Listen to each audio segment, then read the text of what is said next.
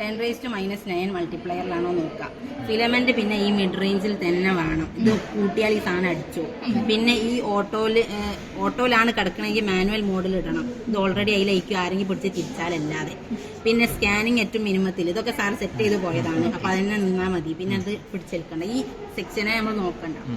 പിന്നെ നമ്മൾ VG1K ഇട്ടിട്ട് VG1Kന്റെ റേഞ്ച് എന്ന് പറയുന്നത് 1.5 to 2.5 വരെയാണ്.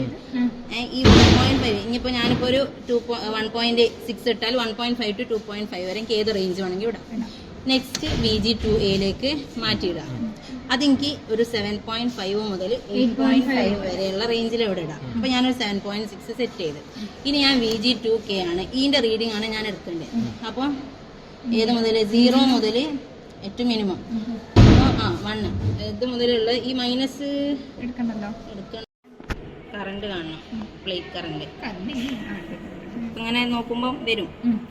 അപ്പം ഇപ്പം നമുക്ക് ഇതിൻ്റെ എക്സാക്ട് വാല്യൂ എന്ന് പറയുന്നത് ഒരു 11 പോയിന്റ് സംതിങ് ആണ് വരിക. അപ്പം നോക്കുക ആ വാല്യൂ ഉണ്ടോ കൈമിൽ വാല്യൂ കിട്ടുമ്പോൾ ഞാനിവിടെ 69 ഒക്കെ എടുത്തിട്ടുള്ളത് 3 ട്രയലാണ് എടുത്തത്. ഫസ്റ്റ് ട്രയൽ നോക്കുകയാണെങ്കിൽ ഒരു ഇങ്ങനെ 4 മാക്സിമം പോയിന്റ്സ് നമുക്ക് കിട്ടും. ഈ റെഡ് ഞാൻ മാർക്ക് ചെയ്ത് വെച്ച മാക്സിമം പോയിന്റ്സാണ്. അതേപോലെ 4 മിനിമം പീക്സും കിട്ടും. അപ്പോൾ ഒന്ന് ജസ്റ്റ് ഇത് കറക്റ്റ് ആണോ എന്ന് അറിയാൻ വേണ്ടിയിട്ട് സാറ് പറഞ്ഞെന്ന ഒരു ഇത് പറയാം. ഇപ്പം ഫസ്റ്റത്തെ പോട്ടെ, സെക്കൻഡ് രണ്ടാമത്തെയും മൂന്നാമത്തെയും പീക്ക് പോയിന്റ്സ് നോക്കാം.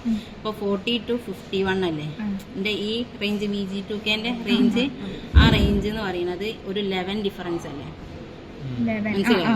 ഇതൊരു 11 ഡിഫറൻസ്. ഇനി അതല്ല ഇത് നോക്കുക, ഈ രണ്ട് മാക്സിമം റേഞ്ച് നോക്കുക 51 to 62 ഒരു 11-12 റേഞ്ച് അല്ലേ. അങ്ങനാണെങ്കിൽ സംഭവം ക്ലിയർ ആയി. മാക്സിമം പോയിന്റ് മാക്സിമം നമുക്ക് ഇതിന്റെ ഇത് വരാം. അങ്ങനെ അങ്ങനെ ഒരു എന്താ ഇതേപോലെ മല പോലത്തെ സംഭവമാണ് വരാം. അങ്ങനെ ഒരു 4 പീക്സ് ഉള്ള ഇത് മാക്സിമം പീക്സ് കിട്ടുന്നതാണ് ഏറ്റവും നല്ലത്.